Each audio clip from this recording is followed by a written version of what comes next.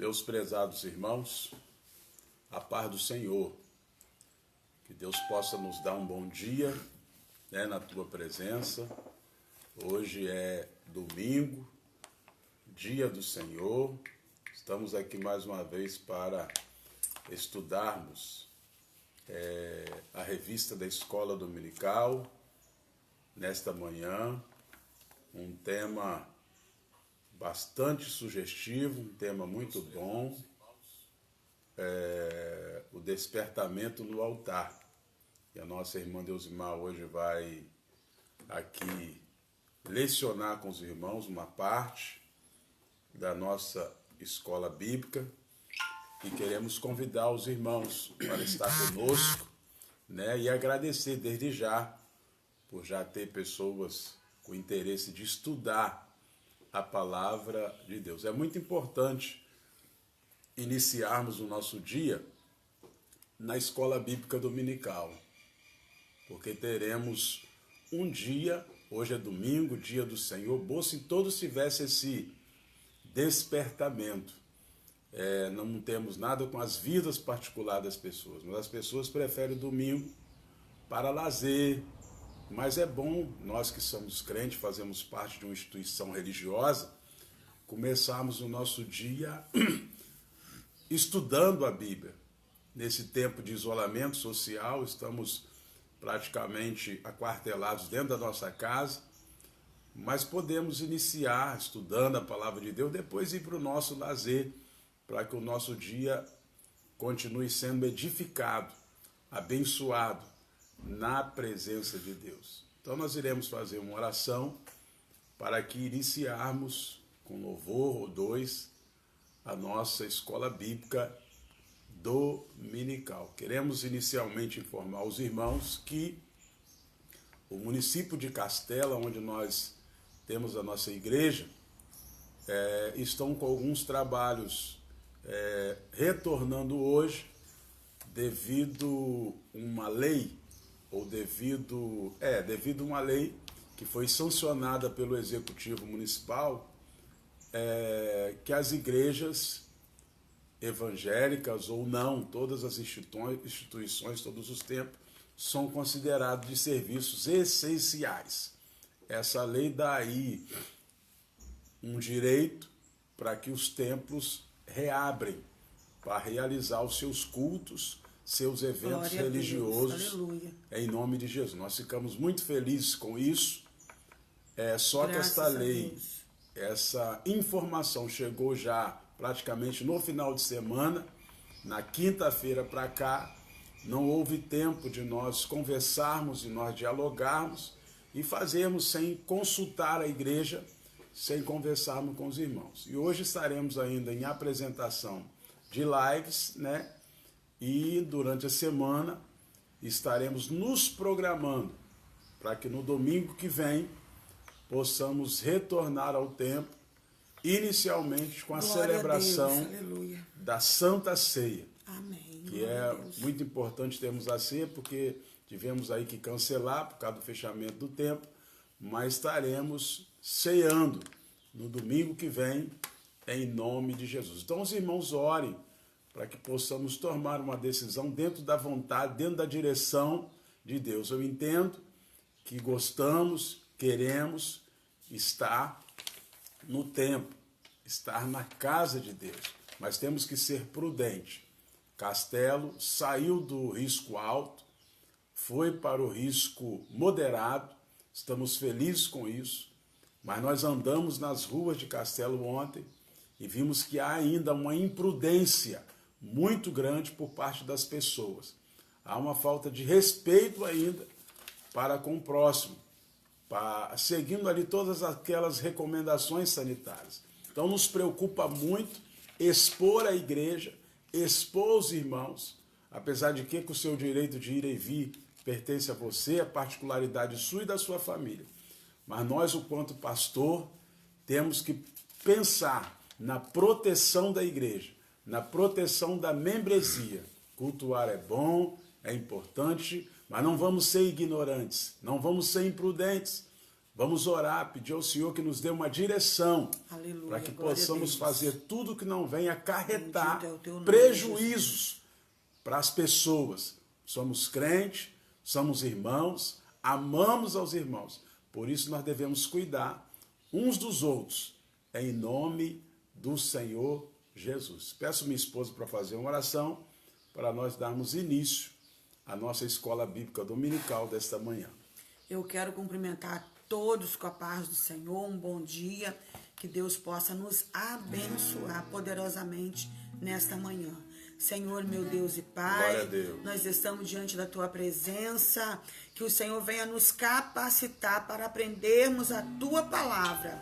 Deus maravilhoso, Senhor, nós precisamos nós cremos, de ti, meu ó Deus, Pai, nesta manhã, que só Tu, aleluia, Glória a tem o Deus. melhor para nós. Que essa Só em escola Ti possa nós ser temos abençoada, salvação. Senhor. Nos dê um Só tempo. em Ti, Deus, o nosso meu altar, Deus, ó nos Deus. ajuda. Ele fica consertado, ele fica renovado, ele fica restaurado. Pai amado, nós necessitamos a cada dia de Ti. Abençoa cada pessoa que vai participar conosco desta escola dominical. Nos dê vitória em tudo, em nome de Jesus. Amém. Glória a Deus. Glória a Deus.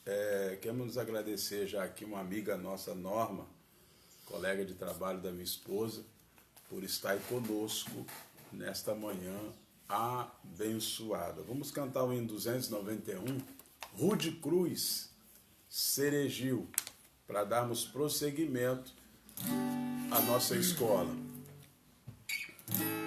Rude Cruz, Ceregil, belo dia fugiu como emblema de vergonha e dor, mas contempla esta cruz, porque nela Jesus deu a vida por mim, pecador. Aleluia, glória a Deus. Se eu amo a mensagem da cruz, até morrer eu a vou proclamar. Levarei eu também minha cruz, é por uma coroa trocar. Aleluia! Desde a glória dos céus, o Cordeiro de Deus ao Calvário humilhante baixou. Esta cruz vem pra mim, atrativo sem fim, porque nela Jesus me salvou. Aleluia! Se eu amo a mensagem da cruz, até morrer eu a vou proclamar. Aleluia, glória a Deus.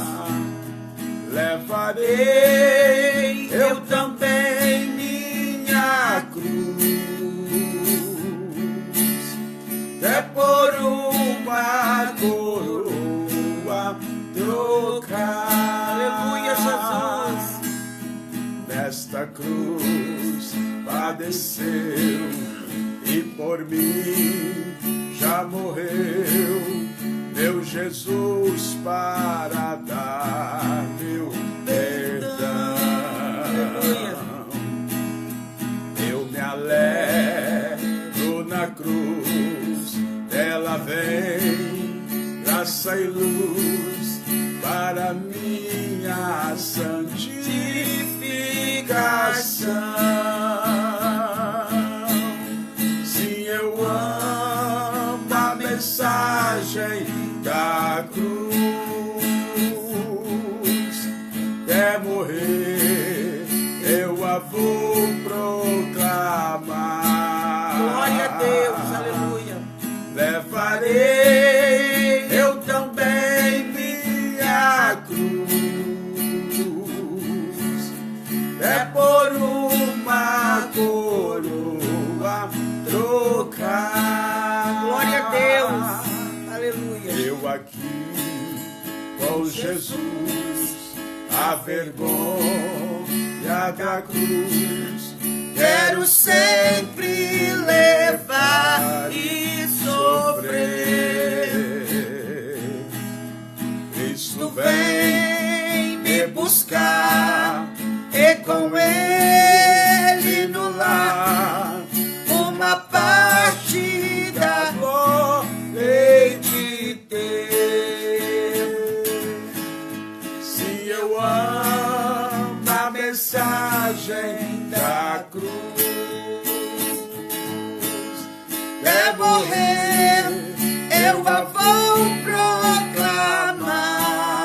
Aleluia, glória a Deus. Levarei eu também minha cruz, é por uma coroa trocar. Louvado seja Aleluia, Deus, o nome tu és do fiel. Senhor Jesus. Ainda vamos cantar mais Deus um aqui. maravilhoso. Depois vamos fazer a leitura da revista, da Bíblia Sagrada, nesta manhã.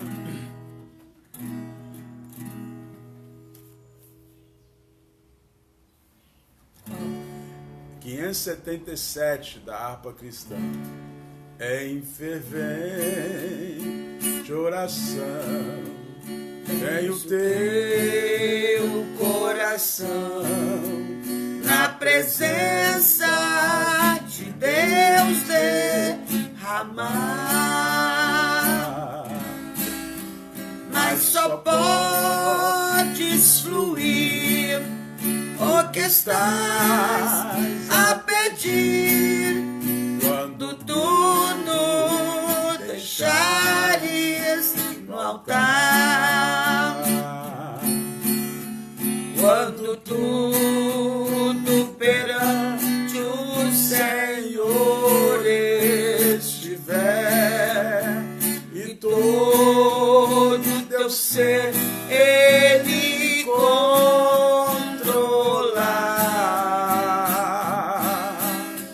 Só então has de ver que o Senhor tem poder quando tudo deixares no altar.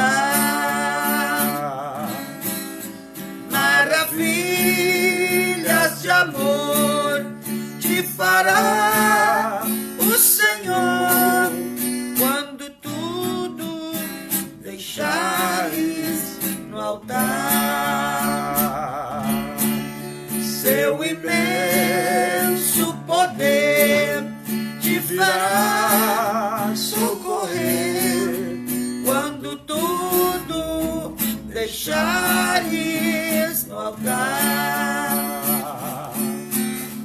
Quando tudo perante o Senhor estiver. Aleluia, Deus. E tu és fiel, Senhor, aleluia. Deus da minha alma, aleluia. Só então has de ver que o Senhor tem poder quando tudo deixares no altar. Se orares, porém, sem o teu coração, ter a paz que o Senhor pode dar. Foi por Deus não sentir que tua alma se abriu, tudo deixando no altar. Quando tudo perante o Senhor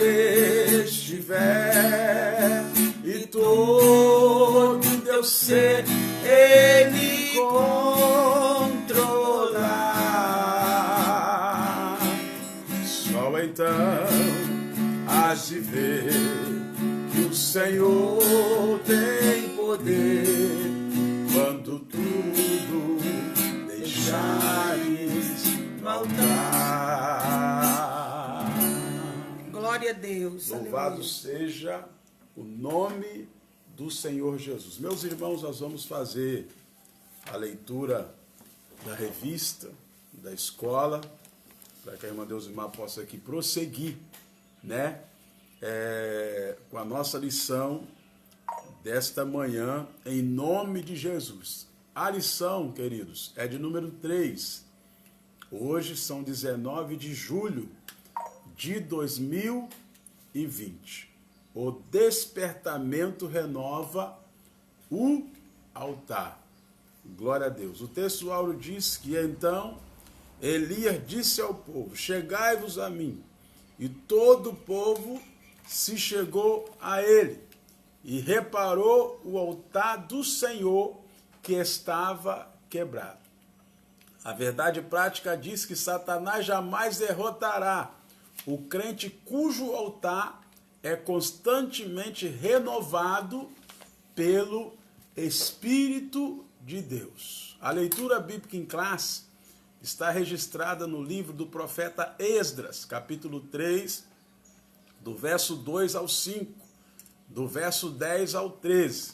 Acompanhe a leitura da Bíblia Sagrada, da Palavra de Deus, que vai servir como base para esse tema tão importante da nossa revista, da nossa escola bíblica dominical desta manhã.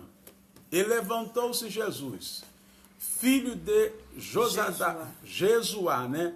Filho de Josadaque, e seus irmãos, os sacerdotes, e Zorobabel, filho de Sealtiel, e seus irmãos edificaram o altar do Deus de Israel para oferecerem sobre ele holocausto, como está escrito na lei de Moisés, o homem de Deus. E firmaram o altar sobre as suas bases, porque o terror estava sobre eles, por causa dos povos das terras, e ofereceram sobre ele holocausto, ao Senhor holocausto de manhã e de noite, e celebraram a festa dos tabernáculos, como está escrito, e ofereceram holocausto de dia em dia, por ordem conforme o rito de cada coisa no seu dia. E depois disso o holocausto contínuo, e os das luas novas, e de todas as solenidades consagradas ao Senhor, como também de qualquer que oferecia oferta voluntária ao Senhor. Quando, pois, os edificadores lançaram os alicerces do templo do Senhor, então apresentaram-se os sacerdotes, já paramentados e com trombetas, e os levitas, filho de Asaf, com saltérios, para louvar ao Senhor, conforme a instituição de Davi, rei de Israel.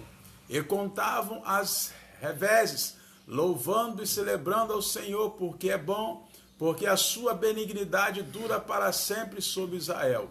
E todo o povo jubilou com grande júbilo, quando louvou o Senhor pela fundação da casa do Senhor. Porém, muitos dos sacerdotes e levitas e chefes dos pais, já velhos, que viram a primeira casa sobre o seu fundamento, vendo perante os seus olhos esta casa, choravam em alta voz, mas muitos levantaram às vezes com júbilo e com alegria, de maneira que não discernia o povo às vezes de alegria das vozes do choro do povo, porque o povo jubilava com grande júbilo, que as vozes se ouviam de muito longe. Louvado seja o nome do Senhor.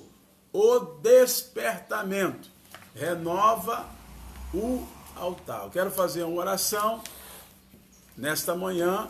Nossa irmã Deusimar estará prosseguindo e abrindo aqui esta lição.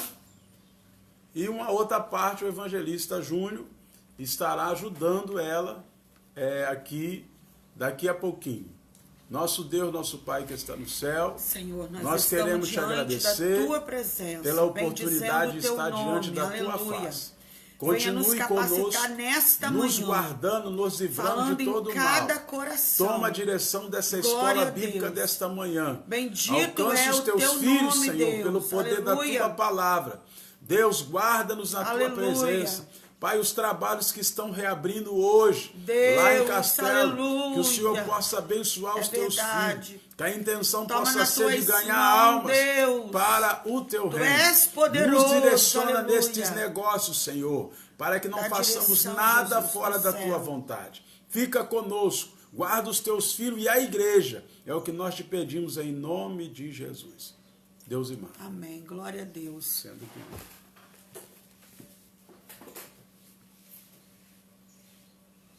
Eu fico aqui. Dá para ficar aqui. É o Juninho que vai sentar. Tá. Senta aqui, Júnior. Vamos lá. Eu quero cumprimentar a todos com a paz do Senhor Jesus.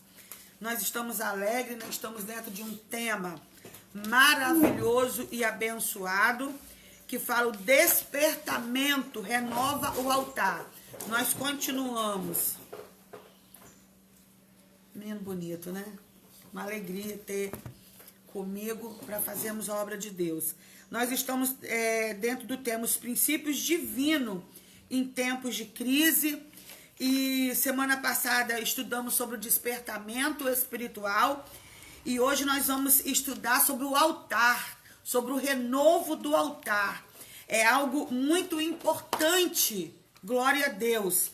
E a lição em classe está falando aqui no livro de Esdras, quando eles levantaram o altar. Por quê?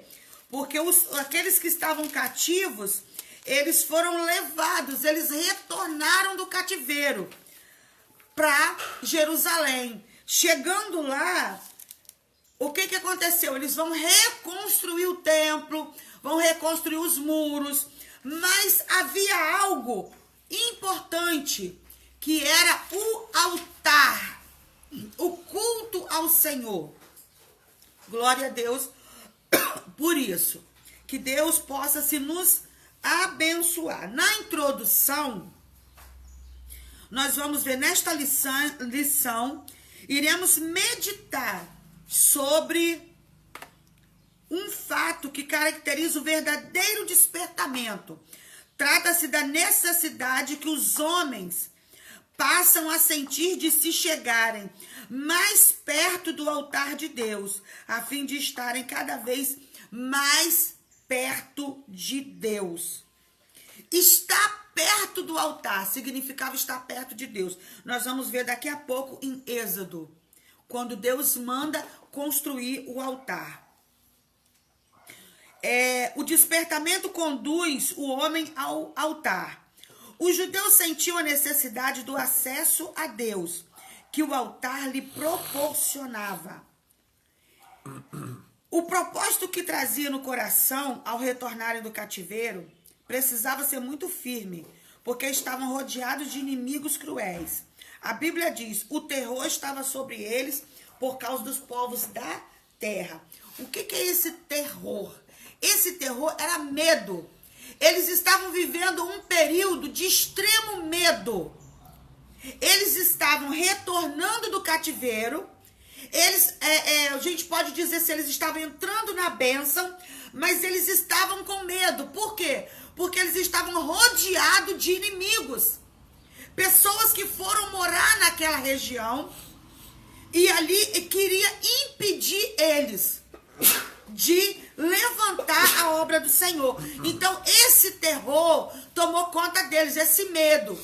Esse medo, esse terror, eles viram que só Deus podia resolver esse problema, podia dar vitória, podia afastar esse medo que eles estavam vivendo.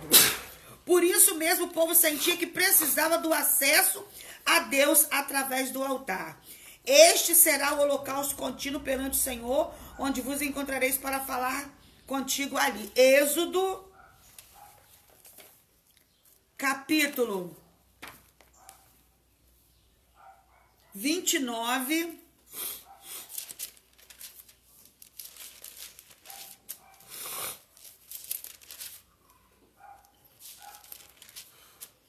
43.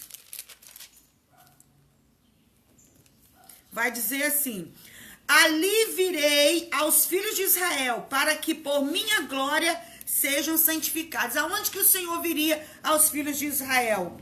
No altar. Quando nós olhamos pela Bíblia, na palavra de Deus, nós vamos ver que Deus deu ordem.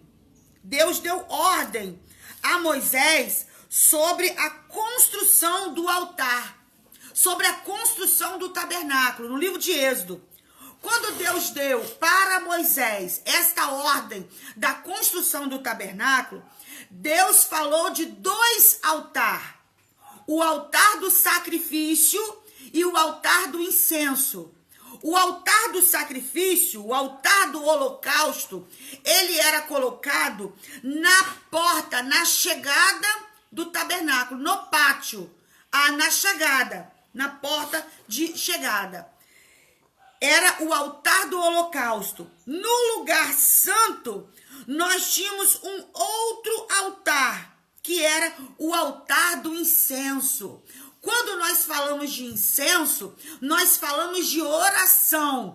Então, nós temos 2 altares: o altar do sacrifício e o altar da oração. Louvado seja o nome do Senhor Jesus, porque Ele é fiel nas nossas vidas. Então, esses 2 altares que o Senhor mandou que construísse, esses 2 altares, todos os 2, eles tinham as suas medidas, eles tinham um modelo para ser construído, não era de qualquer jeito. O altar do holocausto, ele era maior, eles eram quadrados, eles tinham um tamanho maior, e ele ficava como se fosse uma pia, como se fosse um coxo, né? Ele tinha uma profundidade. Enquanto que o altar do incenso, a gente, pela figura, a gente imagina ele mais alto, ele era menor no seu tamanho, também quadrado, porém mais alto um pouco, e ele não tinha esse coxo, essa pia, essa fundura, porque ali era o local onde se queimava o incenso para o Senhor, no lugar santo. Não era no lugar santíssimo, mas era no lugar santo que queimava esse incenso. Quando o povo retorna,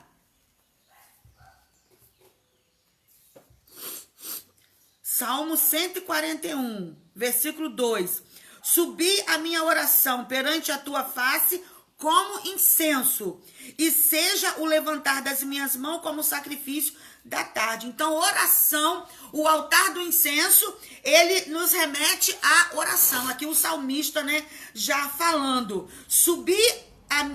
suba a minha oração perante a tua face como incenso. Então, assim como o incenso que era queimado, ele subia perante a face do Senhor, aqui o salmista vai clamar para que a oração dele seja também como o incenso. Então, nós vemos que quando eles retornam, que eles vão construir, que eles vão reedificar, eles desejam no coração de construir, de refazer esses altares. Esse altar, o altar do sacrifício, que tinha sido tudo perdido. Com eles levaram de volta para Jerusalém as taças de ouro, de prata, as bacias. Eles levaram muita coisa, mas o altar precisava ser refeito. Então agora eles vão refazer esse altar, porque refazendo esse altar, eles teriam a presença de Deus com eles. Porque esse altar, ele remete o quê? A presença de Deus na vida deles. A presença de Deus com eles. Porque o versículo eu já li. Ali virei aos filhos de Israel, para que por minha glória sejam santificados. Então, através do altar, através da presença de Deus, ali no altar, eles eram santificados, eles se fortaleciam, eles se tornavam invencíveis. Glória a Deus por isso. Os judeus agora almejavam estas bênçãos através do altar.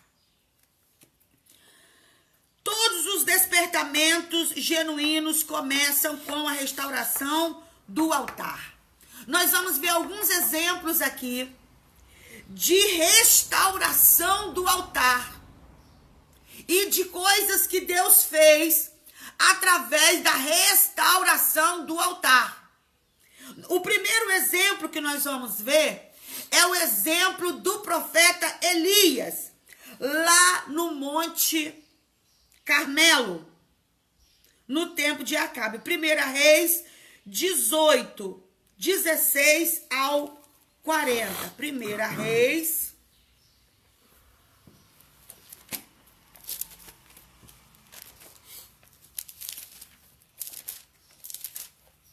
18. Elias e os profetas de Baal no Monte Carmelo. Louvado seja o nome santo do Senhor Jesus. 16 ao 40. Aqui nós vemos, lógico que nós não vamos ler toda essa história. Mas 1 Reis 18, versículo 30, vai dizer assim: Então Elias disse ao povo, chegai-vos a mim. E todo o povo se chegou a ele. Elias restaurou o altar do Senhor que estava em ruínas, ou que estava quebrado, em algumas traduções. Tomou 12 pedras, segundo o número das tribos dos filhos de Jacó, o qual viera a palavra do Senhor, dizendo: Israel será o teu nome. Com aquelas pedras, edificou o altar em nome do Senhor. Depois fez um rego em redor do altar, tão grande como para semear 2 medidas de semente. Então armou a lenha, dividiu o novilho em pedaço e pôs-o sobre a lenha. E disse: enchei de água 4 cântaros e derramai sobre o holocausto e sobre a lenha. E disse ainda: fazei a segunda vez. Disse mais: fazei a terceira vez, de maneira que a água corria ao redor do altar. Ele encheu também de água o rego, no devido tempo, para se apresentar a oferta de manjares. Aproximou-se o profeta Elias e disse: Ó Senhor, Deus de Abraão, de Isaque e de Jacó, fique hoje sabido que tu és Deus em Israel, e que eu sou o teu servo, que segundo a tua palavra fiz sobre estas coisas. Responde-me, Senhor. Aleluia. Versículo 38. Então caiu fogo do céu, consumiu o holocausto, a lenha, as pedras, a terra, e ainda lambeu a água que estava no rego. Quando nós olhamos essa mensagem aqui, nós nos encantamos, nós achamos lindo. Mas nós precisamos entender, de fato, este desafio. É um dos maiores desafios feitos na Bíblia. Por quê? Israel estava sob a liderança de Acabe. Quem que estava com Acabe? Jezabel. Uma mulher maligna que levou toda a idolatria para dentro de Israel. Além dela levar toda a idolatria, ela tinha domínio sobre o seu marido para conduzir todo Israel à idolatria. Ela perseguia os profetas de Deus. Mas aqui Deus levanta o profeta Elias, que não vai, naquele momento, deixar se abater. Então aqui ele propõe um desafio. Ele leva, ele vai para o Carmelo, um monte chamado Carmelo, um lugar chamado Carmelo. E ali ele propõe, ele chama e fala para os profetas de Baal: vocês vão fazer o sacrifício de vocês, e depois eu vou fazer o meu sacrifício. O Deus verdadeiro vai responder com fogo. A Bíblia fala que os profetas de Baal fizeram o sacrifício, clamaram até o meio-dia, até mais do que o meio-dia, se cortaram, choraram, gritaram e nada aconteceu. Então agora vai ser a vez de Elias. Quando Elias, ele vai fazer o sacrifício e clamar ao Senhor que respondesse com fogo do céu, não podia ser no mesmo altar. Elias não podia usar o mesmo altar que eles tinham usado. É muito importante nós observarmos isso. O que Elias fez naquele altar quebrado, aquele altar destruído, o altar de Deus estava destruído. Elias também, ele não tinha como ir lá no templo e buscar o altar verdadeiro. O que ele vai fazer? Ele vai pegar 12 pedras. Ele vai pegar 12 pedras. E ele vai ali, com aquelas 12 pedras, ele vai montar, ele vai organizar o altar do Senhor. Talvez ele vai usar as mesmas medidas. Então ele vai agir de uma forma para que ali aconteça o sacrifício. Ele vai colocar água.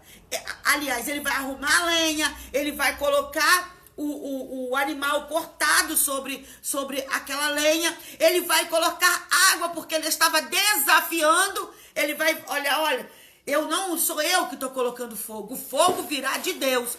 Mas o que é importante para mim e para você nesta manhã é saber que Elias não podia usar o mesmo altar que usaram para Baal.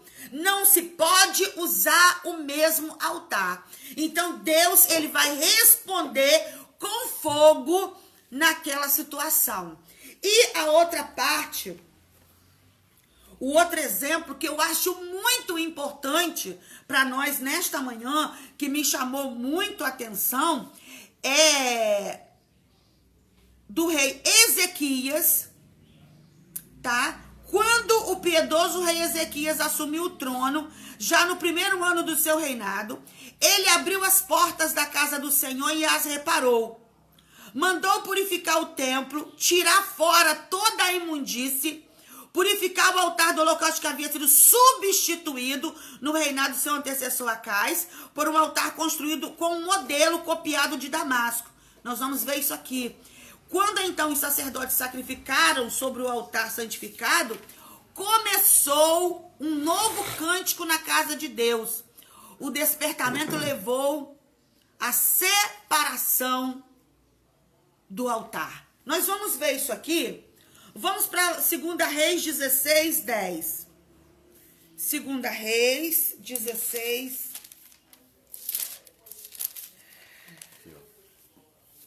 Tá aqui marcadinho. 2 Reis 16, 10.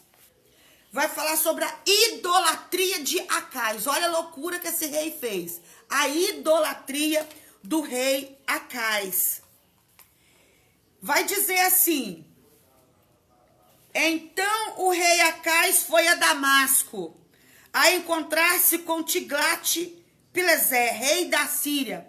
E vendo ali um altar, enviou ele ao sacerdote Urias a planta e o modelo, segundo toda a sua obra. Ele chegou lá em Damasco. Quando ele chegou em Damasco, ele viu um altar, Juninho. E ele achou aquele altar bonito. Só que aquele altar era para outros deuses estranhos. Ele vai pegar a planta daquele altar, as medidas, né, um desenho do altar, e vai enviar através de mensageiros para o sacerdote. Vai dizer: olha, eu quero que se constrói um altar igual esse. Mas não era o altar que Deus tinha mandado fazer. Não era o altar do Senhor. Aí tá, Urias, o sacerdote, edificou um altar segundo tudo que o rei Acais tinha ordenado de Damasco. Assim o fez o sacerdote Urias antes que o rei Acais viesse de Damasco. Então, quando o rei chega, o altar já está pronto. Fez, né, até com rapidez. Aí aqui vai dizer que eles vão queimar o holocausto e a oferta de manjares naquele altar. O altar do Senhor, ele manda colocar do lado. Vai ficar do lado. Só que o sacrifício, ele passa a ser feito no altar que foi construído no modelo de Damasco. Olha a loucura que se faz. Isso é loucura.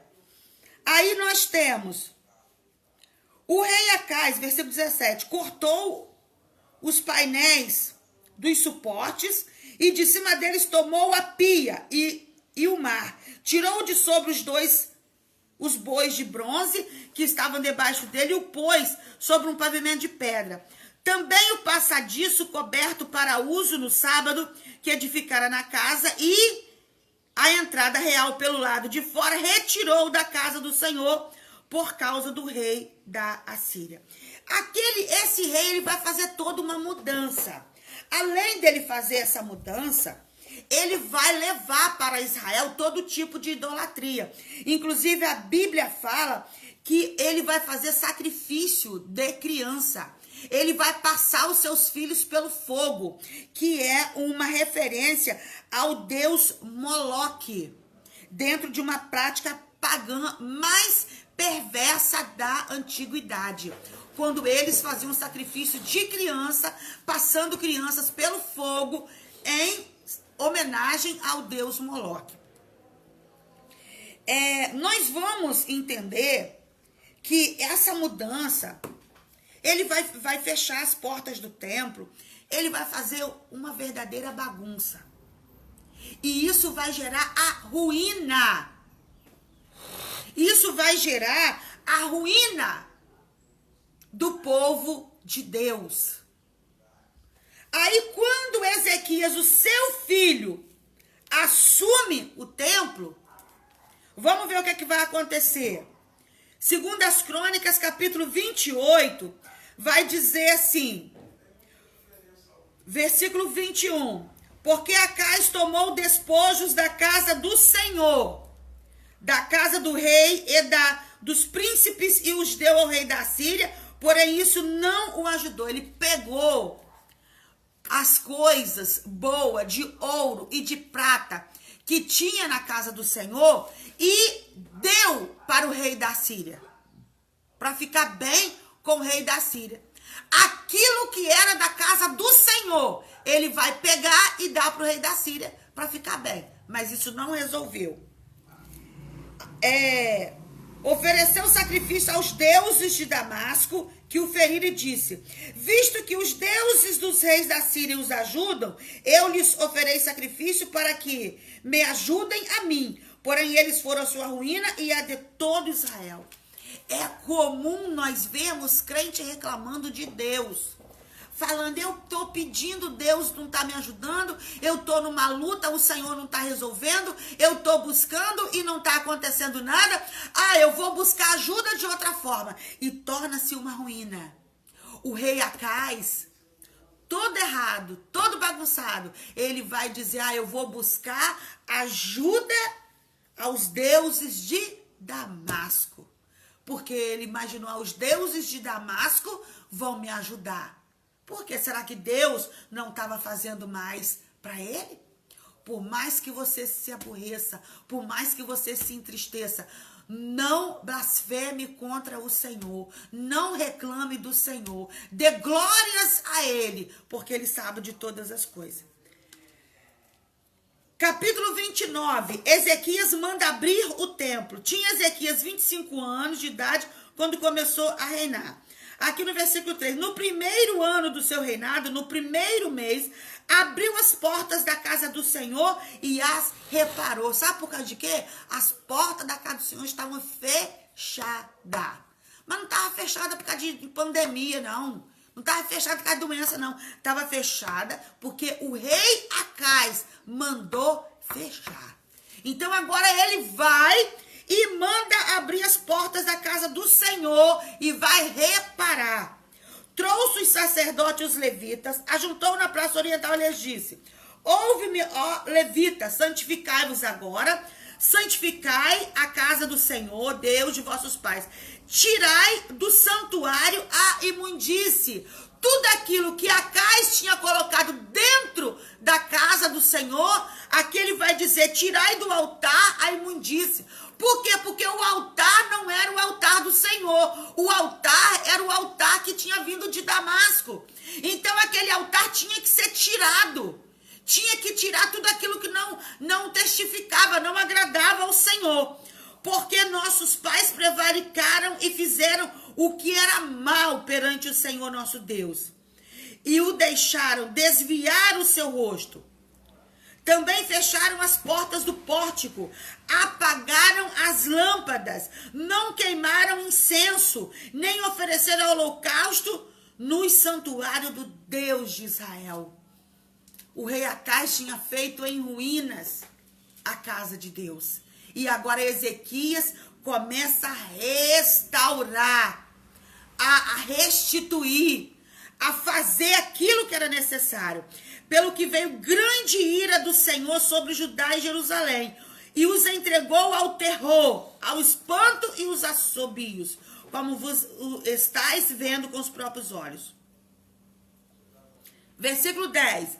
Agora estou resolvida a fazer aliança com o Senhor Deus, Deus de Israel, para que se deside de nós sua ira. Filhos meus, não sejais negligentes, pois o Senhor vos escolheu para estardes diante dele, para servirdes, para serdes seus ministros e queimadores, e queimardes incenso. Então aqui o rei, ele estava chamando o povo de volta, chamando o povo para fazer um renovo na casa do Senhor, para fazer um renovo no altar. Versículo 16, os sacerdotes entraram na casa do Senhor para purificar, tiraram para fora do pátio da casa do Senhor toda a imundície que acharam no templo do Senhor, e os levitas tomaram para o levar fora ao ribeiro de Cedron. Jogaram fora mesmo. Glória a Deus. Versículo 18. Então foram ter com o rei Ezequias no palácio e disseram: já purificamos toda a casa do Senhor, como também o altar do holocausto com todos os seus utensílios, a mesa da proposição com todos os objetos. Também todos os objetos que o rei Acais, no seu reinado, lançou fora.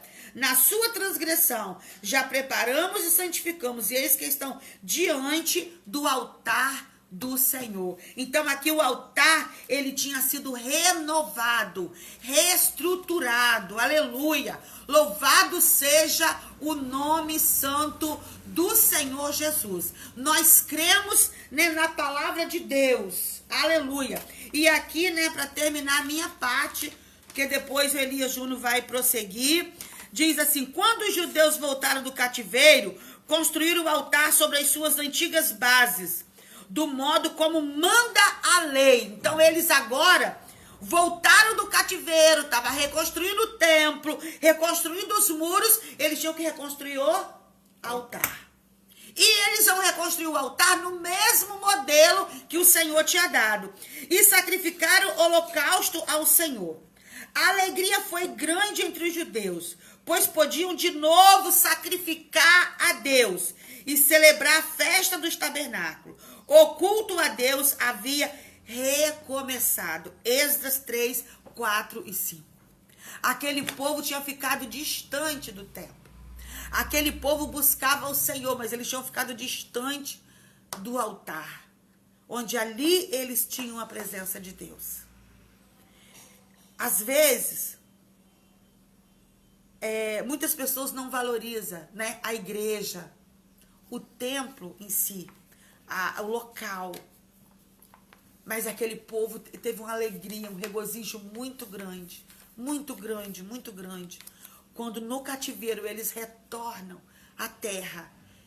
E a alegria quando eles reconstroem, restituem o altar do Senhor. Ali estava falando da restituição espiritual daquele povo. Louvado seja o nome santo do Senhor. Tópico 2. Se você quiser falar do 1, também você pode falar. Amém. Tem que falar o que é o altar, né? Que eu não... Glória a Deus. Meus amados, cumprimentar os irmãos do Papai do Senhor, que eu não cumprimentei pela hora. Aleluia. Nós vamos estar dando prosseguimento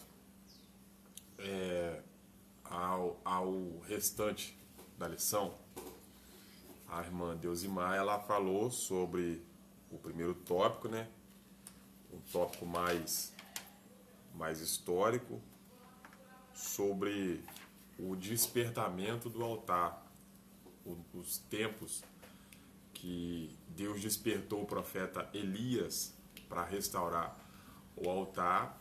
E também teve o exemplo do rei Josias, do rei Ezequias, que também ele edificou um altar na casa do Senhor e mandou purificar. Então, quando falamos sobre altar, nós devemos ter um entendimento da seguinte forma: Deus mandou construir um altar no templo. É claro que lá no livro do Êxodo, o templo de Salomão ainda não tinha sido construído. Então, eles tinham naquela época as tendas. Antes do templo era o tabernáculo. E ali dentro tinha o altar. A irmã Deusimar, ela explicou aqui, e tinha 2 altares, o altar do sacrifício e o altar do incenso.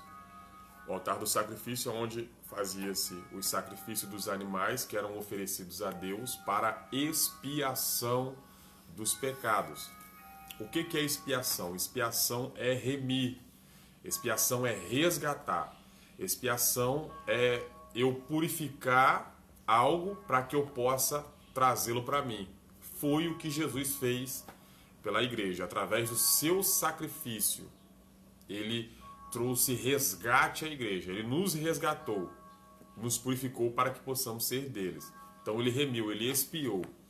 Então, naquela época, na época de Moisés, nos tempos de Moisés, logo após Josué, eles vão colocar o primeiro altar, que vai ser o altar do sacrifício, e logo mais para dentro ali do tabernáculo, mais próximo ali do Santo dos Santos, vai ter o altar do incenso, que representa o altar da adoração, o altar da oração. A irmã Deusimar também leu Salmo de número 141, do verso 2, vai dizer, Davi está falando com o Senhor: suba as minhas orações como um incenso diante de ti, ó Deus. Então, o que representa o altar? O altar, nós podemos dizer que ele é como se fosse o ponto de contato entre nós, a minha vida, eu e você, com o nosso Deus Todo-Poderoso. O altar é como se fosse a ponte, o que nos liga a minha vida espiritual com a presença do Espírito Santo. Dentre esse contato, no meio desse contato, o que vai mediar ali é a pessoa de Jesus Cristo através do seu sacrifício. Então, Jesus, eu vou estar explicando para os irmãos vão entender, ele se fez um altar para que a gente pudesse ter um contato com Deus. Esses exemplos que a irmã Deusimar falou, Elias, para ele poder trazer a glória de Deus naqueles dias, ele teve que edificar o altar. Porque se não tem altar, não tem sacrifício. Se não tem altar, ao mesmo tempo nós vamos ter o entendimento mediante a Bíblia que não vai ter oração, não vai ter adoração, não vai ter uma busca. Então o altar, quando Deus chama a atenção para o povo construir, para o povo edificar um altar, ele estava dizendo: existe um ponto de contato entre mim e você, entre Deus e o homem. E esse ponto, isso que nos liga, é o altar. É por isso que eu tenho que estar com a minha vida perante o altar do Senhor. Os irmãos vão entender. Quando o profeta Isaías, ele tem uma visão de Deus, e a Bíblia vai dizer que nessa visão ele vai ver o Senhor assentado num alto e sublime trono. E ao redor do Senhor, naquele culto ali celestial, vai estar os querubins, né? Uma classe de anjos ali, e a todo momento eles estão dizendo: Santo, Santo, Santo é o Senhor dos exércitos, toda a terra está cheia da tua glória. Quando Isaías contempla essa visão, a Bíblia diz que ele olha para dentro de si, e ele fala: eu sou um homem impuro, de lábios impuros, e habito no meio de um povo de impuros lábios. Quando ele reconhece tudo aquilo que estava de ruim na sua vida, Ele já era profeta. Mas quando ele reconhece que ele era um homem impuro, além do que ele imaginava, quando ele contempla a visão de Deus e olha para si mesmo, a Bíblia diz que no momento que ele confessa, eu estou morrendo, estou perecendo por causa dos meus pecados, um daqueles anjos vai sair daquele momento de adoração, vai até o altar, porque Isaías estava ali no templo. Um dos anjos, dos querubins, vai pegar uma tenaz, uma espécie de brasa. Vai pegar uma tenaz e vai colocar na boca de Isaías. E da onde que o anjo vai tirar essa tenaz? Ele vai tirar do altar. Quando ele tira do altar e coloca na boca do profeta, a Bíblia diz que os lábios do profeta foram purificados. Isaías 6, depois os irmãos leem. Os lábios do profeta foram purificados. A iniquidade e o pecado dele foi arrancado. Por quê? Porque foi tirado algo do altar e trago até a vida do profeta Isaías. O que Deus estava falando com o profeta? Isaías, esses pecados, essa impureza, esses lábios estão contaminados, sabe por quê? Porque você está longe do altar. Você está como se estivesse afastado. Então, quando o anjo pega uma tenaz e traz para o profeta, ele estava dizendo, Isaías quer ser purificado. Isaías quer ter uma vida pura. Isaías quer ser profeta, quer ser homem de Deus, quer ter uma vida ilibada. Tenha contato com o altar do Senhor. Tenha uma vida próxima do altar, porque quando estamos no altar, nós até erramos, mas o Senhor nos restaura. Quando estamos no altar, nós até falhamos, mas o Senhor nos levanta. Quando estamos próximo do altar, a gente até pode pecar, até mesmo como um acidente, mas o altar do Senhor, ele tem o poder para nos restaurar. E o que é o altar da minha vida e da sua vida? É o nosso contato com Deus, é a nossa oração, é a nossa vida espiritual em contato com o Espírito Santo de Deus. Esse contato é o nosso altar. Então toda vez que você levanta suas mãos para adorar, quando você abre a sua boca para falar com o Senhor, quando você ora, no momento até mesmo de jejum, quando você vai para a igreja, você está com o seu altar, com o seu contato ativo diante do Senhor e a sua vida espiritual permanece de pé. Então o altar do hebraico Mizbeach, Sulian, e do grego Tisiasterion, de Tisia, sacrifício, e ainda do latim altare, altaria, semelhante a Adoléu, queimar. Quase todas as pessoas dessa geração têm um conceito errado do verdadeiro altar no sentido genérico e prático que motivou a sua existência. Todos julgam geralmente que um altar genuíno é a parte de um templo, de uma catedral, de uma mesquita ou de uma sinagoga, reservado exclusivamente aos pastores, aos sacerdotes ou rabinos. Muitos, sem dúvida, vão surpreender-se quando lhes mostramos como a Bíblia define o significado do altar verdadeiro e sua função. O altar, de acordo com as Escrituras, era um lugar construído para nele se oferecerem sacrifício e holocausto de animais. Era um testemunho perpétuo. Um favor, sentir-se nele a manifestação divina, significava a presença de Deus, santificava as ofertas e era o lugar onde se realizava a comunhão dos fiéis com o Senhor. Por tais razões, o altar era respeitado. Então, quando falamos sobre altar, o que vem na nossa mente? É o púlpito da igreja. É o lugar onde ficam os pastores, os líderes, né? Em outras religiões, é o lugar onde ficam os principais ali daquela igreja, daquela catedral, daquela mesquita, o que seja. Então, quando falamos sobre o altar, nós logo pensamos que é aquela plataforma mais alta, aonde ficam ali os líderes da determinada igreja que seja. Mas o altar, de fato, conforme a Bíblia mostra, é o lugar do sacrifício. O altar, perante a Bíblia Sagrada, é o lugar da adoração. É o lugar da oração. É o lugar onde as coisas... É o ponto de contato onde as coisas vão ser purificadas. O altar é o lugar onde as coisas chegam para ser oferecidas ao Senhor. É no altar. É por isso que eu digo, o altar é o nosso contato, é o nosso acesso.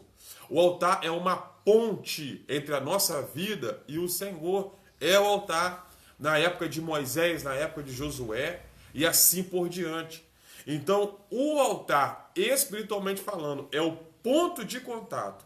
É o lugar onde nos encontramos com o Senhor. É o lugar onde o Senhor também nos responde. É o lugar de acesso. É o lugar que estamos próximos do nosso Deus. É no altar. Quando você fala para uma pessoa, eu estou com a vida no altar, você está com a vida diante de Deus, vivendo de acordo com a vontade de Deus, buscando viver em santidade com o Senhor. Sua vida está no altar do Deus Todo-Poderoso. Vamos prosseguir para os irmãos poderem entender um pouco mais sobre a obra de Cristo como nosso altar. O tópico 2 diz assim: Cristo, o centro da nossa comunhão com Deus. No tempo do Antigo Testamento, o altar era o ponto central do culto a Deus. No tempo do Novo Testamento, o sacrifício de Jesus no Gólgota é o grande acontecimento para o qual o altar apontava profeticamente. Paulo escreveu à igreja em Corinto: primeiramente vos entreguei o que também recebi, que Cristo morreu por nossos pecados segundo as Escrituras. Escreveu ainda: porque nada me propus saber entre vós, senão a Jesus Cristo e este crucificado. Todas as coisas subsistem por ele, para que em tudo Jesus tenha preeminência. Para vós os que credes é preciosa, a pedra principal da esquina. Tudo isso porque Jesus, pela sua morte expiatória, ganhou a redenção para todo o mundo. Meus irmãos, no tempo do Antigo Testamento, quando uma pessoa pecava, quando alguém cometia um pecado, nós vamos ver lá no livro de Levítico, explicando um pouco melhor sobre isso, a questão do altar e da remissão de pecados. O que o sacerdote fazia? Ele tinha que, naquela época, erguer um altar. Muitas vezes ele levantava, literalmente, um altar de pedra. Levantava, colocava, edificava ali as pedras, colocava e fazia como se fosse um certo montante ali, um degrau mais alto, um ponto maior ali. E em cima daquele ajuntamento de pedras ali, e chamava aquele ajuntamento de altar, ele colocava lenha e colocava o cordeiro, né? Um cordeirinho sem defeitos, um cordeirinho limpo, todo branquinho, bonito, ali, saudável. Ele colocava aquele cordeirinho ali, matava, deixava o sangue escorrer, e o sacerdote ia lá e colocava fogo. Colocava fogo naquele altar e aquele fogo consumia a carne daquele cordeiro. Aquele fogo ali, ele fazia queimar a carne, a gordura que tinha no cordeiro junto ao sangue. Subia aquela fumaça daquele fogo que estava ali. E quando subia essa fumaça, aquele cordeiro que era queimado era para que pudesse o pecado da pessoa que chegou diante do sacerdote ser purificado. E por que queimava o cordeiro? Porque quando queimava aquele cordeiro, quando matava aquele cordeiro, o que Deus estava dizendo? Olha, esse cordeiro aí está morrendo no seu lugar. Porque quando alguém pecava, a pessoa era digna de morte. Mas, para a pessoa ter o pecado perdoado e não morrer, aí o cordeiro morria no lugar da pessoa. O cordeiro tomava o lugar daquela pessoa. E quem que fazia esse trabalho? Da pessoa com o sacrifício? O sacerdote. Então o sacerdote pegava da pessoa o cordeiro, levava para o altar, queimava, e aquela pessoa agora está tendo os seus pecados purificados. Só que tem um detalhe. Essa pessoa não pecava uma vez só. Então, sempre a pessoa estava pecando. Imagine o tanto de sacrifício que essa pessoa tinha que fazer. O tanto de cordeiro que tinha que queimar. O tanto de sangue que era derramado. Tanto de trabalho que o sacerdote tem que fazer. Tem noção? É muita coisa, é muito grande. E isso está muito bem explicado ali no livro de Levítico. Então, a pessoa não morria por causa desse sacrifício que o cordeiro ali era feito. Quando o cordeiro era morto, a pessoa que era para morrer, o cordeiro toma o lugar da pessoa. A morte daquele animal é para substituir a pessoa que pecou. O sacerdote fazia o sacrifício, a pessoa era perdoada e aquele cordeiro morria no lugar daquela pessoa. Jesus, ele é o nosso cordeiro. Por quê? Porque Jesus, ele não é só o nosso cordeiro, ele é o nosso sumo sacerdote, ele é o nosso sacrifício. Ele se entregou no altar. E qual foi o altar que Jesus se entregou pelas nossas vidas? Ali no Gólgota, no monte chamado Caveira, numa cruz. Ele se entregou, ele se fez cordeiro. Por quê? Porque nós somos cheios de pecados. Nós pecamos, nós falhamos. E ao invés de nós morrermos, Jesus foi e morreu no nosso lugar. Mas espera aí, evangelista. Eu não estou entendendo. Eu tenho parentes que já morreram e eram crentes. Sim, é a morte física. Mas quando Jesus se oferece em sacrifício, ele estava dizendo: eu estou oferecendo a minha vida em sacrifício para que vocês possam ter vida. Mas espera aí, Jesus, e se a pessoa morrer fisicamente? Não tem problema, porque o mais importante aqui não é a morte física, mas é ter vida espiritual, porque você pode morrer fisicamente, mas você pode estar vivo espiritualmente para um dia ir morar no céu de glória.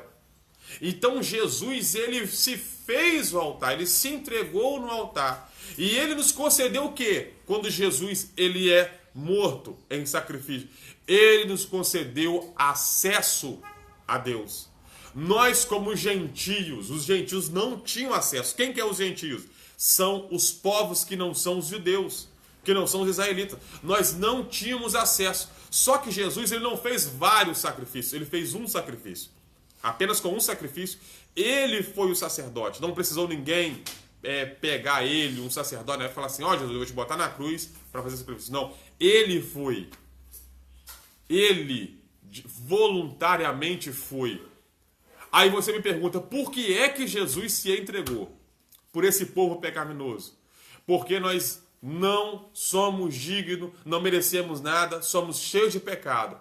Aí você pergunta, mas por que que Jesus foi morrer numa cruz, se fez sacrifício, se colocou naquele altar? Por que que Jesus fez isso? Sabe por quê? Porque ele nos ama. Ele tem um amor por nós. E ele nos escolheu para nos dar uma segunda chance, uma oportunidade de termos uma vida espiritual. Porque quando ele morre naquela cruz, ele se entrega. Quando ele ressuscita ao terceiro dia, ele está olhando para a morte e está dizendo: morte, eu sou maior do que você. Eu te venci. Eu sou muito mais poderoso do que você, ó morte. E no momento que ele ressuscita, ele é reconhecido como o primogênito da vida. Primogênito dos mortos. Então, quando ele ressuscita ali, ele está nos dizendo: se eu ressuscitei, vocês também vão ressuscitar. De que maneira? Quando alguém vir a morrer fisicamente, a pessoa vir a morrer, ela vai ter uma vida espiritual. E ela tendo uma vida espiritual, ela vai um dia ir morar no céu. Ou seja, mesmo morrendo fisicamente, ela permanece viva, a sua alma permanece viva diante de Deus. Mas não é exatamente esse assunto que eu quero dizer. Eu só estou trazendo essa parte da cruz, esse momento da cruz aqui, para você entender que Jesus, ele é o nosso maior altar. Ele é aonde foi o nosso ponto de contato. É como se Jesus fosse lá, abrisse a porta e falasse assim, ó, entra por aqui, porque eu sou o caminho, eu sou a verdade e eu vou te conceder a vida. Então, o altar, quando falamos sobre um altar espiritual, estamos dizendo do ponto de contato entre nós e o Senhor. E quem nos deu acesso a esse ponto de contato? Quem abriu esse acesso para mim e para você? Jesus Cristo de Nazaré. Ele nos concedeu acesso. De que forma que ele construiu esse altar? Como que ele abriu essas portas? Como que ele nos deu acesso? Quando ele morre na cruz do Calvário. Quando ele morre na cruz, ele faz o sacrifício. É por isso que lá em João 3,16 vai dizer: e Deus amou o mundo, todos. de uma forma tão grande, de uma tal maneira, que entregou o seu Filho, para que todo aquele que nele crê, quando Deus entrega o seu Filho, ele está dizendo, olha, eu vou te conceder algo que vai dar acesso e vocês terão um altar para ter um contato comigo. Louvado seja o nome do Senhor. Então, Deus, ele concede o seu próprio Filho. Ele dá o seu próprio Filho. Seu Filho morre nos nossos lugares. Jesus tomou o nosso lugar na morte.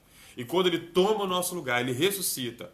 E é como se ele deixasse para nós um altar, um lugar de contato. Ele abriu o nosso acesso. Ele é o nosso maior altar. Jesus Cristo de Nazaré. Amém? Vamos prosseguir aqui. No subtópico 1, tá assim, toda a Trindade atuou ativamente na morte de Jesus. Nós sabemos que, como servos do Senhor, nós servimos a uma Trindade. É um Deus triuno, é três como se fosse um, né? É a Trindade, o Pai, o Filho e o Espírito Santo. Os três agindo juntos, unidos em unidade, para que pudéssemos ter um altar, ter um contato a Deus. Vamos lá, o Pai Celestial.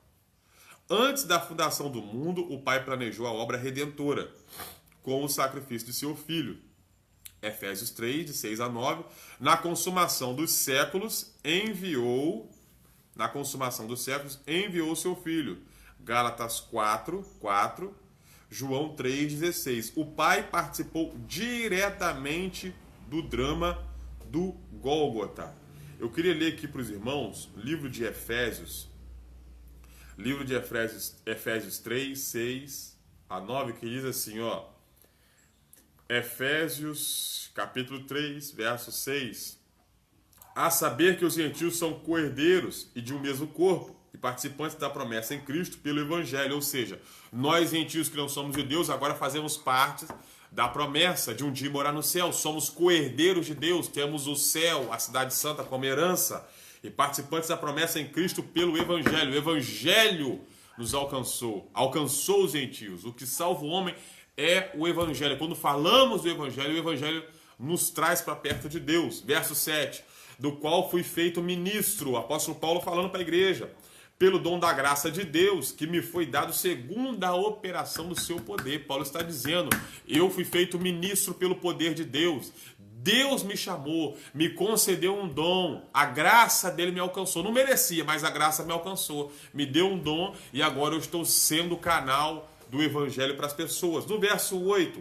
a mim, o mínimo de todos os santos, me foi dada esta graça, de anunciar entre os gentios por meio do Evangelho as riquezas incompreensíveis de Cristo. E no verso 9 vai dizer, e demonstrar a todos qual seja a comunhão do mistério, que desde os séculos esteve oculto em Deus, que tudo criou por meio de Jesus Cristo. Então, antes da fundação do mundo, Jesus já estava com Deus, o Filho já estava atuando com o Pai ali, de toda a eternidade, sem começo e sem fim, porque quem criou a eternidade foi Deus. Jesus está antes do surgir, do existir, está antes de tudo, ele já estava. E Deus ali já tinha um plano para a humanidade, já tinha um plano de salvação, já tinha um plano para alcançarmos o altar do Senhor, já tinha um plano para mim, já tinha um plano para você. É por isso, como eu estava dizendo, João 3,16 vai dizer que Deus amou o mundo de uma tal maneira que entregou o seu Filho. Esse amor não é ali no começo do Novo Testamento. Esse amor já existia antes de Adão e Eva, antes do mundo ser criado, antes do pensamento da consciência. Deus já nos amava, já nos via, porque Ele é um Deus onisciente e vê os nossos futuros. No livro de 2 Coríntios, capítulo 5, verso 19, vai dizer que Deus estava com Jesus ali no Gólgota. Por quê? Porque o verso vai dizer assim, 2 Coríntios, capítulo 5, verso 19. Eu quero ler para os irmãos ficarem por dentro do que o Senhor está falando conosco. No 2 Coríntios 5, 19 diz assim, isto é, Deus estava em Cristo, reconciliado consigo o mundo, reconciliando consigo o mundo, não lhes imputando os seus pecados, e pôs em nós a palavra da reconciliação. Ou seja, quando Jesus está morrendo na cruz, quando ele está sendo entregue em sacrifício, para que pudéssemos ser salvos, morrendo no nosso lugar, para nos conceder o acesso a Deus através do altar. Quando Cristo está na cruz, Deus estava com ele. Deus estava com ele. Por isso que Paulo está dizendo, Deus estava com Cristo reconciliando o mundo, trazendo o mundo para perto de si. O mundo aqui não é o planeta Terra, mas nós, os seres humanos, os gentios, que estávamos no mundo. Então éramos considerados como no mundo. Mas quando Jesus está sendo entregue em sacrifício, erguendo um altar de acesso ao nosso Deus, nós que estávamos no mundo estávamos chegando perto dele. Nós estávamos se aproximando dele. Então Jesus ali, ele está abrindo a porta da salvação para nós, fazendo dele um altar para que pudéssemos ter acesso. E o Pai Celestial estava em todos os momentos ali com Jesus. Estava atuando naquela obra com Cristo. Então, o primeiro que estava ali, que a lição está citando, é o Pai. Atuou junto com a Trindade. E o segundo, o Cristo, o próprio Cristo. Cristo, Filho de Deus, entregou-se a si mesmo em oferta e sacrifício. Ele levou os nossos pecados sobre o madeiro e padeceu para levar-nos a Deus. Então o próprio Cristo, ele se entrega ao madeiro. Sabe o que é engraçado? Vai chegar um momento que Pilatos vai dizer assim, ó, Pilatos olha para Jesus e fala assim, olha, o povo está querendo que te sacrifique aí. Estou falando em outras palavras, tá, irmão? Pilatos vai dizer assim, o povo está querendo que te sacrifique, está pedindo para soltar Barrabás e te sacrificar. E você sabe, né, Jesus? Pilatos dizendo, eu tenho poder. Se eu quiser, eu te solto. Mas se eu quiser, eu te sacrifico. Pilatos estava dizendo isso. Jesus olhou para ele e falou assim, meu filho, se o céu não te der poder, nada vai acontecer. Então, por que Jesus vai falar isso com Pilatos? Porque Jesus está dizendo, eu estou me entregando por conta própria. Eu não preciso da sua ajuda para ser sacrificado. Eu não estou indo para a cruz porque você está deixando. Se eu quiser, eu acabo com isso aqui tudo e vou embora. Mas tudo já estava prometido. Que o Messias viria para restaurar a nossa vida. E o profeta Isaías também vai dizer que ele seria morto, passaria por um sofrimento muito grande, que foi na cruz do Calvário. E Pilatos estava achando que tudo aquilo estava acontecendo porque ele estava permitindo. Esse homem vai ser crucificado porque eu estou permitindo. Nada disso. Foi Jesus que se entregou. Ele se fez sacrifício. E naquela época, quando morria na cruz, existia ali, já as pessoas eram crucificadas. Quando alguém era crucificado, era motivo de vergonha. Era motivo de humilhação. Ele se humilhou a si mesmo. Aonde que a gente vai aprender isso? Lá no livro de Filipenses. Filipenses, capítulo de número 2. Faço questão de ler para os irmãos. Filipenses, capítulo de número 2. Filipenses 2. Olha o que Paulo vai escrever para a igreja em Filipos. Filipenses, capítulo de número 2. Filipenses, capítulo de número 2, verso de número 5. Olha o que Paulo vai dizer para a igreja. De sorte que haja em vós o mesmo sentimento que houve também em Cristo. Paulo está dizendo, olha, o que Jesus tinha de sentimento, vocês também, igreja, têm que ter. Aí no verso 6, Paulo vai dizer que, sendo em forma de Deus, não teve por usurpação ser igual a Deus. Ou seja, humildade. Ele era humilde. Jesus, ele deu exemplo de humildade. Aí no verso 7 vai dizer assim, ó, mas aniquilou-se a si mesmo, tomando a forma de servo, fazendo-se semelhante aos homens, e achado na forma de homem, humilhou-se a si mesmo, sendo obediente até a morte, e morte de cruz. Oh, glória a Deus! Ele se aniquilou, ele se humilhou, ele se entregou. Ele foi voluntário para que nós pudéssemos ser salvos. Ele se entregou. Ele que foi. Não foi Pilatos que provocou aquilo. Não foi simplesmente ali, quando eles vão forçar a Jesus, tudo aquilo já era propósito de Deus. Já estava tudo escrito. Os inimigos ali de Cristo, os fariseus, né? Anás, Caifás, os homens ali da religião da época, aqueles homens ali que perseguiam a Jesus, eles estavam levando Jesus para a cruz, achando que estavam acabando com o mestre. Eles pensaram na mente dele, vamos acabar com esse homem, vamos matá-lo. Só que ao mesmo tempo eles estavam contribuindo para o propósito de Deus ser realizado. Ou seja, o inimigo estava empurrando Jesus para o propósito. Pode espiritualizar para abençoar a sua vida? Muitas das vezes você está passando uma situação difícil e está empurrando a sua vida para uma situação que talvez você fala, eu estou sofrendo. Só que Deus manda eu te dizer, existem coisas que estão te empurrando não para um sofrimento, mas para um propósito maior da parte de Deus para a sua vida. É por isso que Paulo escreve em Romanos 8, 28. Todas as coisas cooperam para o bem daqueles que amam ao Senhor. Glórias a Deus. Lembra de José? Foi empurrado para o Egito, sofreu, mas estava entrando dentro do propósito de Deus. Louvado seja o nome do Senhor. O povo de Israel saiu do Egito. Estão dentro de um deserto, mas o deserto está empurrando eles lá para dentro da promessa. Ou seja, maior do que o sofrimento é o propósito. Mas antes do propósito chegar, eu tenho que passar pelo fase do sofrimento. Mas o sofrimento não me mata. O sofrimento me fortalece para chegar no propósito. A cruz, ela matou a Cristo, mas ele ressuscitou e o propósito dele está sendo feito todos os dias da nossa vida. Eu estou cumprindo um propósito aqui agora. Você que está me ouvindo, está ouvindo o propósito de Deus. A igreja está crescendo, por quê? Porque o propósito começou lá na cruz do Calvário. Então os inimigos de Cristo estavam achando que estavam prejudicando, mas eles estavam contribuindo para o propósito. O sofrimento contribuiu para o propósito. A perseguição contribuiu para um propósito. Todas aquelas falas, aquele momento difícil, aquela cruz de espinhos, aquela lança que furou Jesus aqui, todo aquele sofrimento era em prol da minha vida, era em prol da sua vida, para contribuir para o propósito de Deus para você, que era te salvar. Louvado seja o nome do Senhor.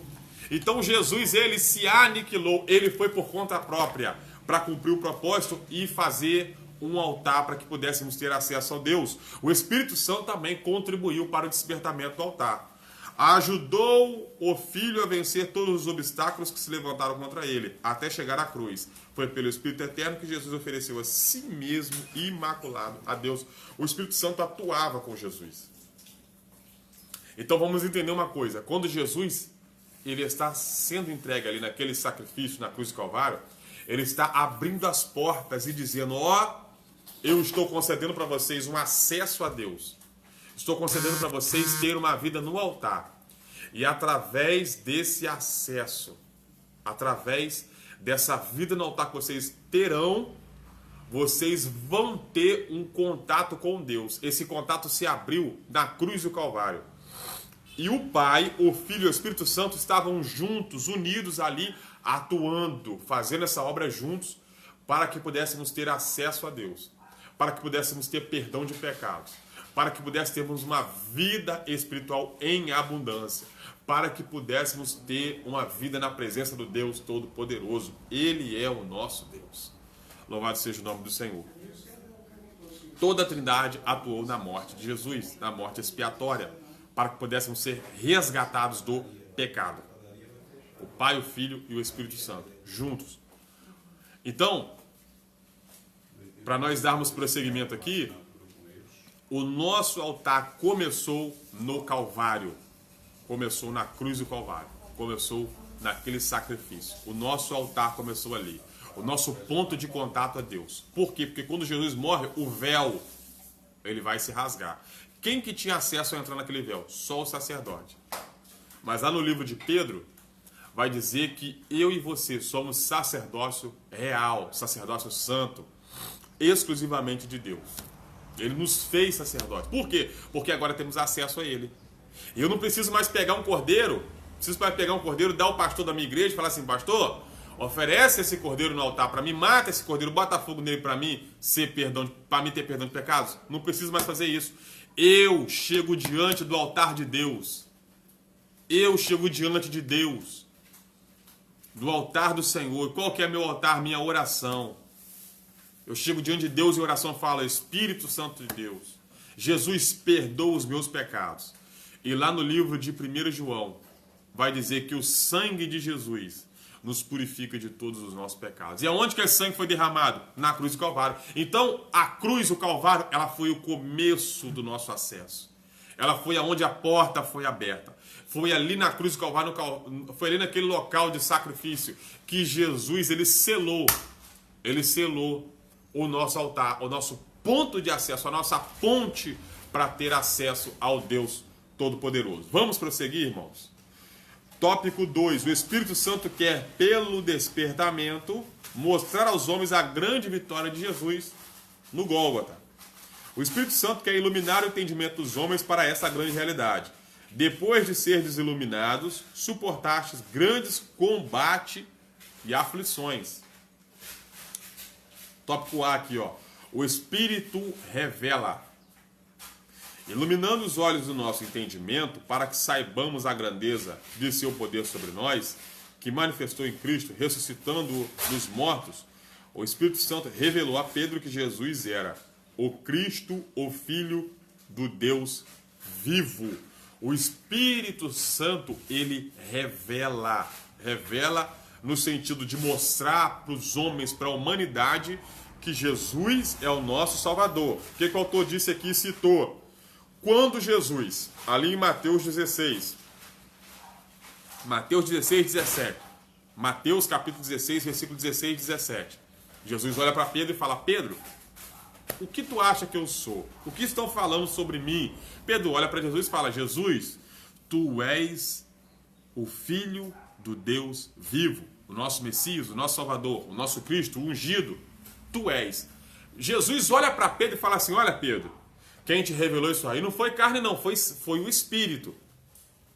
Quem te deu essa revelação, esse entendimento, foi a pessoa do Espírito Santo. Então Pedro, ele recebe a revelação do Espírito Santo para reconhecer Jesus como Salvador da humanidade. E da mesma forma o Espírito Santo atua na minha e na sua vida. De que maneira? Quando muitas das vezes aparece uma situação em que eu possa ser levado a pecar, o Espírito Santo, ele faz o meu coração pesar, ele pesa a minha consciência, ele fala comigo: não faça isso, não pegue isso, não diga isso, não mostre isso, não escreva isso, não poste isso. Ele fala conosco. Por quê? Porque ele nos revela que aquele sacrifício de Jesus foi por mim e foi por você. Quando Jesus estava tomando ali chicotada, quando Jesus estava ali sendo furado o seu corpo, quando ele estava passando por aquilo, ele estava sofrendo para que eu e você pudéssemos ter os nossos pecados perdoados. E quem nos revela isso? O Espírito Santo. Então, toda vez que o pecado chegar diante de mim, o Espírito Santo é como se mostrasse: olha o que Jesus passou por você, ó. Tá vendo aquela lança? Aquela coroa de espinhos? Aqueles chicotes? E diga-se de passagem, aqueles chicotes lá que a gente vê no filme do Mel Gibson lá, A Paixão de Cristo, quando Jesus está apanhando ali, e eu acredito que aquilo ali não chegou nem perto do que Jesus passou. E quando mostra aqueles soldados romanos batendo em Jesus, que ele está amarrado ali numa espécie de tronco, acorrentado, já o sangue escorrendo, aquele chicote ali que alguns chamam de azorrague, né? Nome grego ali. Alguns daqueles chicotes colocavam-se um pedaço de chumbo quase chegando na ponta do chicote. Colocavam um pedaço de chumbo redondo, como se fosse uma bilha ali, uma esfera pequena, colocava ali para dar força, para ele ter força para ir e voltar. E na ponta do chicote colocava pedaço de osso. Mas pedaço de osso não é pedacinho de osso qualquer, é pedaço de osso pontudo. Então quando o homem levava a mão atrás e trazia de volta, vinha com muita força por causa do chumbo, e o pedaço de osso batia na pele e rasgava, abria. Eu estava estudando sobre isso. E eles batiam nas costas de Jesus e puxavam. E aquilo ia rasgando, abrindo as costas de Jesus Cristo. E o sangue jorrando. Alguns estudiosos dizem que alguns órgãos vitais de Cristo, ele apanhou tanto que alguns órgãos vitais nas costas ficaram à mostra. Não só nas costas, mas aqui na parte da costela, aqui por cima da cabeça, né? Jesus, ele sofreu como um homem, sentiu dor, se fez 100% homem, para que nós pudéssemos ter vida. E naquele momento de sacrifício e de dor, Foi por mim, foi por você. Então toda vez que você peca, você tem que entender que Jesus estava sofrendo lá naquela cruz para que você pudesse ser limpo desse pecado. Então eu quero te dizer uma coisa nessa manhã: não vale a pena pecar. Não vale a pena viver no pecado.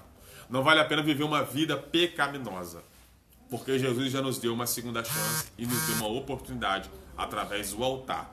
Glórias a Deus. Segundo, o Espírito ensina, o Espírito Santo nos ensina as profundidades do vitupério da cruz. Quando Jesus, na estrada de Emaús, explicava aos seus discípulos o que as Escrituras escreveram sobre a sua morte, os corações deles ardiam. 2 discípulos indo para Emaús. Estavam tristes, abatidos, estavam angustiados, estavam deprimidos, estavam com vários sentimentos ali, porque Jesus tinha morrido e a esperança deles tinha ido embora. Então eles saem de Jerusalém, que era o propósito de Deus, e estão indo para Emaús, ou seja, estão se afastando do propósito. Jesus vai com eles. Eles estão conversando entre si, Jesus aparece e fala assim: o que vocês estão falando? Eles falam: tu peregrino em Israel, não sabe do que está acontecendo, não? Tu és peregrino em Jerusalém, todos os acontecimentos você não sabe? O nosso Salvador foi entregue à morte, morreu, não ressuscitou, e a gente está passando por isso. E Jesus começa a explicar para eles: olha, os profetas disseram que ele ia sofrer mesmo. Os profetas disseram que ele ia passar por isso. Porque se ele não passasse por isso, a humanidade não seria salva, não teria salvação. Mas por ele ter passado por isso, ele garantiu salvação a todos. Então Jesus vai explicando para os discípulos ali, eles vão entendendo, e o coração deles vai, ardendo.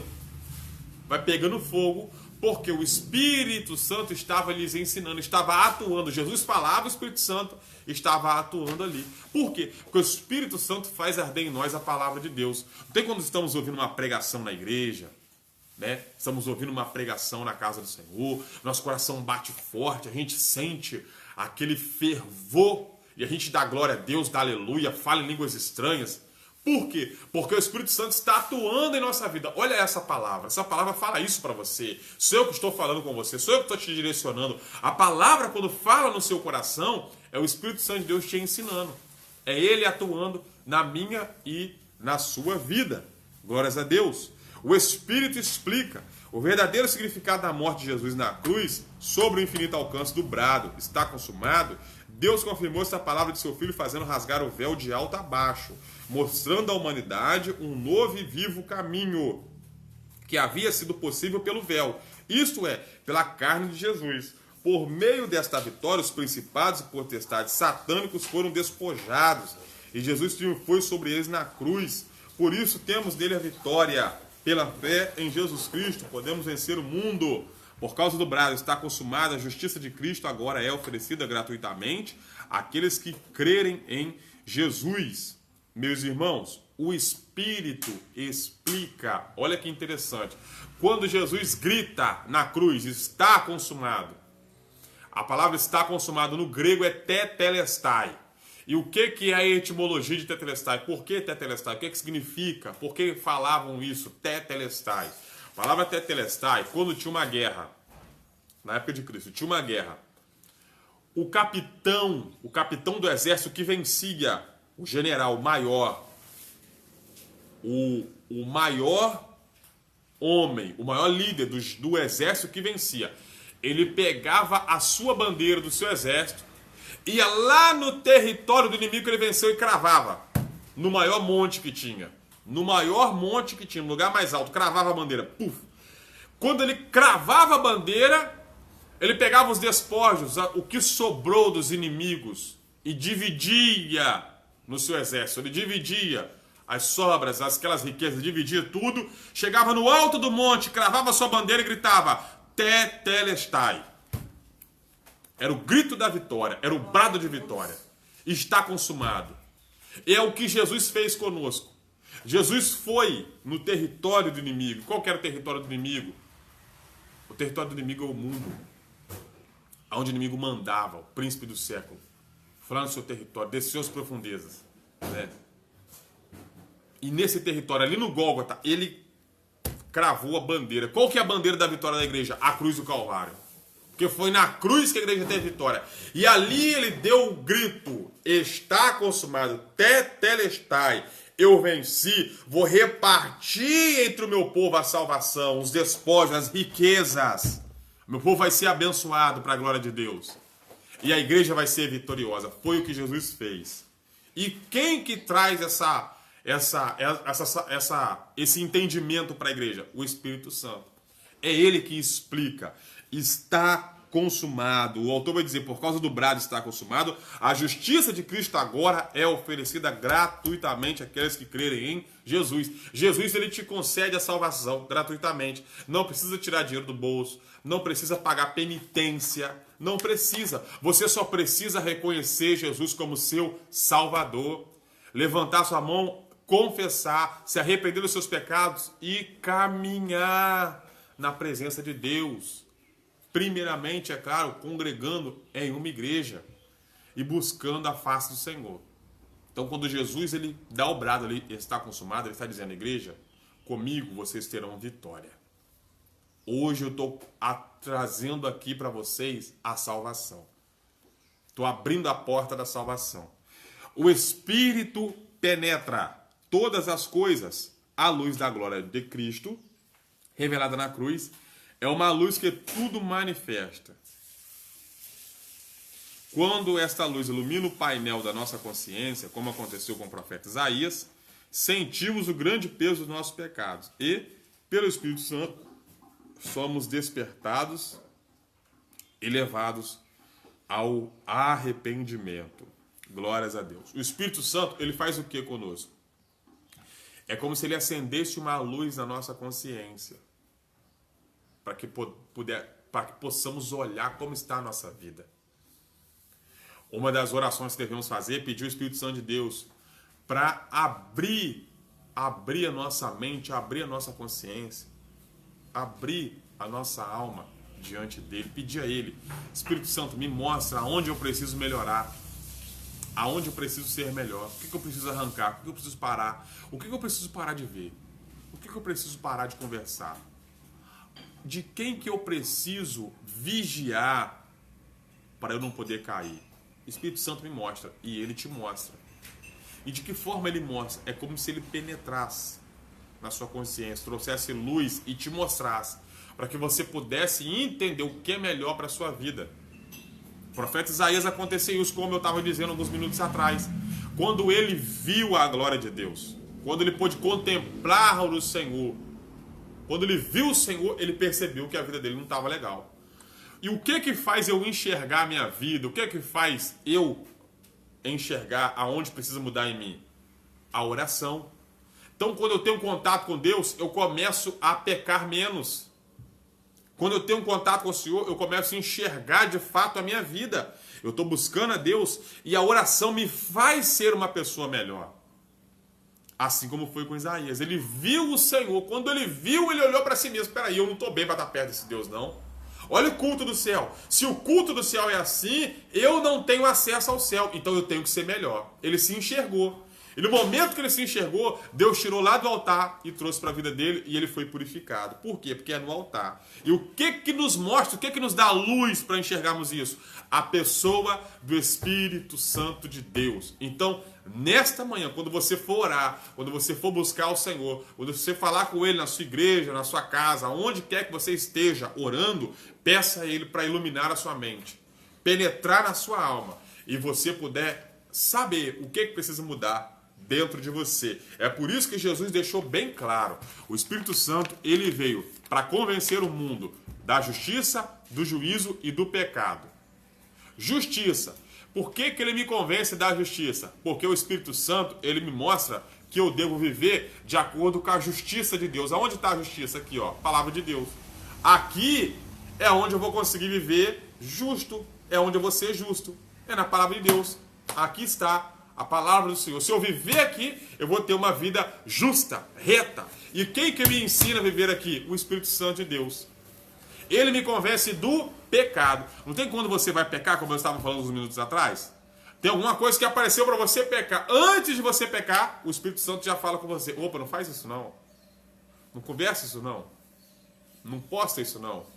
Não manda essa mensagem não. Não manda esse áudio não. Ele fala com você. Aí você faz o quê? Você não manda. Por quê? Porque ele nos convence que aquilo é pecado e vai te fazer mal. Ele nos convence da justiça, do pecado e do juízo. que é o juízo? Juízo fala da consequência daquilo que você faz. Não tem quando o juiz bate o martelo e dá a sentença? Ele está dando juízo ali, ó. Ele está julgando a causa e dando juízo. Qual que é o juízo? O cara matou, vai ser preso 10 anos. Bateu o martelo, está dando juízo. Por quê? Porque é consequência do crime que ele fez. O Espírito Santo ele fala conosco. Ó, esse pecado vai trazer consequência. Então quando você sabe da consequência, você não faz. Sabe por que muitas vezes a gente peca? Porque a gente está sem o contato do Espírito Santo de Deus para falar conosco. Vai ter consequência. Ou muitas das vezes a gente não quer ouvir a voz dele. Tem gente que está me ouvindo e está falando assim, rapaz, isso aí é verdade, né? Porque isso já aconteceu comigo. Pois é, teve dia que você foi pecar, aí o Espírito Santo falou assim, não faz, porque vai dar ruim, vai ter problema, vai ter consequência. Você fez o quê? Eu não quero saber, eu vou lá falar o que eu tenho que falar, vou fazer o que eu tenho que fazer, e depois você paga um preço. Porque o Espírito Santo te avisou, e ele nos avisa, não faz isso que vai ter consequência, não pega isso que vai ter consequência, não fala isso, não age nisso, não vai nesse lugar que vai ter consequência. Ele fala conosco. Ele está nos convencendo de quê? Do juízo. É isso. Ele nos convence do juízo. Então, quando temos o contato do Espírito Santo de Deus, a gente peca menos. Como ter o contato dele? Lendo a Bíblia, falando com o Senhor, orando, buscando, e ele está junto conosco, nos ajudando e nos direcionando para que possamos viver de acordo com a vontade do Senhor. Vamos ver aqui o último tópico e vamos encerrar essa manhã em nome de Jesus. Vamos lá? O autor vai nos chamar a atenção aqui, ó. Cuidado com as imitações. Alguns dizem que nem todos os despertamentos de hoje têm as características que são mencionadas nesta lição. Concordamos plenamente. Já no tempo dos apóstolos havia movimentos que realmente tinham alguma aparência de sabedoria, em devoção voluntária, humildade, em disciplina do corpo, mas não são de valor algum, senão para a satisfação da carne. Também em nossos dias aparecem movimentos que são imitações baratas do verdadeiro despertamento. Muitos desses movimentos empregam técnicas avançadas de dominações psicológicas.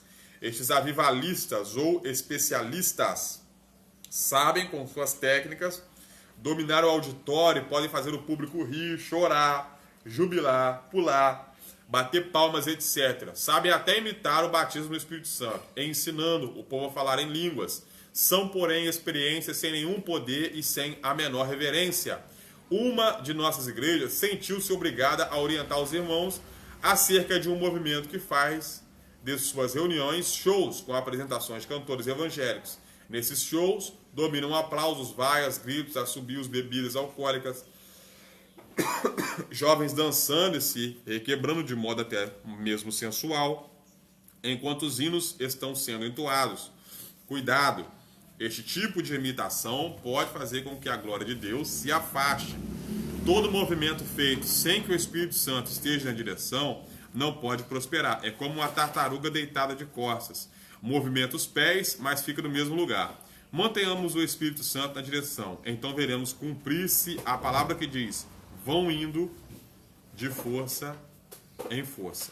Glória a Jesus. Amados, nós estamos vivendo um tempo em que tem surgido alguns movimentos, eu chamo de movimentos estranhos, ou até mesmo de fogo estranho. Algumas coisas que algumas igrejas têm inventado para chamar a atenção das pessoas. E o entendimento que alguns têm é que esses movimentos, essas coisas que são feitas, elas vão abençoar as pessoas, vão fortalecer, vão trazer. Exemplo, existem algumas igrejas hoje que estão adotando, não hoje por causa dessa pandemia, né? Mas quando passar a pandemia vai acabar voltando de novo. Algumas igrejas hoje estão fazendo como se fossem uma boate espiritual, uma boate de Deus. Coloca uma música, né? Apaga as luzes, joga a fumaça no povo, bota aquelas luzes, né? E as músicas muitas vezes são as músicas com letras cristãs, mas elas são remixadas, né? E dá ali um grande número de pessoas. tem até um chamado DJ de Deus. É tudo uma imitação do que o mundo faz.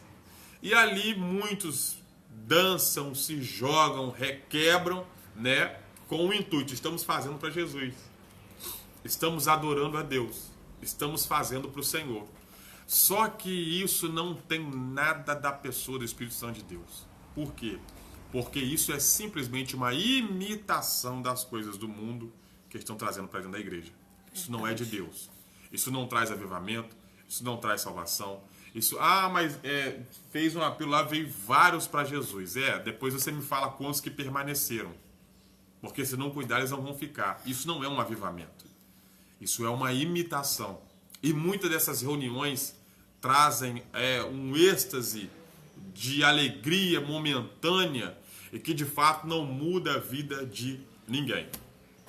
Não falo só disso, mas às vezes algumas igrejas, até antigas e tradicionais, que têm trazido alguns movimentos estranhos. Algumas igrejas que fazem campanhas e usam sal grosso, usam a tal da rosa ungida, né? Colocam uma mesa ali e fazem alguns movimentos. Algumas igrejas têm forjado um batismo com o Espírito Santo, dizendo que o batismo com o Espírito Santo deve ser assim, se fala assim, começa assim, você começa com a voz mais baixa, depois aumenta um pouquinho. Isso tudo tem, infelizmente, entrado na igreja. Vários tipos de enganações. E a igreja, se não vigiar, a gente pode, daqui uns dias, estar vivendo ou tendo isso muito perto de nós. E qual a maneira que a gente vai ter força para não cair nessa enganação? Através da palavra de Deus. O Espírito Santo nos direcionando e fazendo com que nós não venhamos a cair nesses movimentos carnais. Existem algumas reuniões que elas são tão fajutas que elas conseguem enganar as pessoas a ponto das pessoas chorarem, a ponto das pessoas pular, bater palma, mexer com o emocional das pessoas. Algumas reuniões que não, de fato, às vezes não são uns profetas de Deus, mas são alguns charlatões, enganadores, né, com um espírito maligno. Isso não pode ser Espírito Santo, espírito maligno, de querer adivinhar. Deus lhe concede o dom da revelação, o dom da profecia, mas também o inimigo, ele quer se apossar de alguma forma enganadora para usar de má fé e enganar a muitos que estão sofrendo. Então o inimigo, ele tem usado pessoas que muitas vezes estão dentro da igreja para enganar cristãos, e muitos estão sendo levados à depressão, estão sendo enganados, a vida das pessoas não mudam por causa de alguns movimentos, por causa de fogo estranho. E o que isso tem nos despertado? Isso tem nos despertado para que a gente possa estar buscando entendimento na palavra do Aleluia, Senhor e uma busca com um contato fiel com a pessoa do Espírito Santo de Deus. Senhor. Porque se vivermos uma vida espiritual vaga, razoável, ir na igreja por ir, esses movimentos estranhos, eles podem te pegar e te enganar e você perder a sua salvação, igual muitos estão se perdendo. Amém? Nesta manhã nós estaremos orando e que Deus te abençoe, você que esteve aí nos acompanhando. Estamos chegando ao encerramento dessa lição. Que Deus possa te abençoar. Quer falar alguma coisa, Maria Ismar? Não, né? Só dizer que é uma alegria, né? Essa lição é muito importante. Ela é muito importante, ela fala diretamente conosco, né? Para nós termos o zelo como altar do Senhor, que é a nossa vida, né? Nós somos templo do Espírito Santo de Deus e que é uma alegria. Você vai orar ou eu vou orar? Pode orar. Vamos orar nesta manhã. Senhor Deus e Pai, nós estamos diante da Tua presença. Deus, muito obrigado. Bendizendo o Até Teu que o Senhor nome. tenha estado conosco, Aleluia. Deus Santo. Opa. Muito obrigado porque o Senhor tem nos dado condição de transmitir a Tua palavra. Nesta manhã, continua nos ajudando e nos dando vitória em tudo. Em nome de Jesus. Glória a Deus. Amém. Ontem nós passamos o dia em Castelo, né, resolvendo algumas coisas, agilizando alguma coisa. Daqui a pouco nós estaremos indo, né? Ficamos aqui mesmo para fazer a escola dominical, para agilizarmos alguma coisa em relação à igreja. A informação do templo, ela chegou na sexta-feira, já na parte da tarde, já que tivemos a informação que da lei, né, que graças a Deus os templos são considerados, a igreja considerada como serviço essencial no município de Castelo. Isso é uma bênção. E nós tivemos lá ontem resolvendo algumas coisas e hoje nós estaremos lá também para resolver alguma coisa. Temos que organizar algumas coisas do templo para que venhamos ter, né, semana que vem uma festa de Santa Ceia. Glória a Deus por isso. Você despede com a bênção apostólica? Vou estar empreendendo a bênção apostólica, irmãos.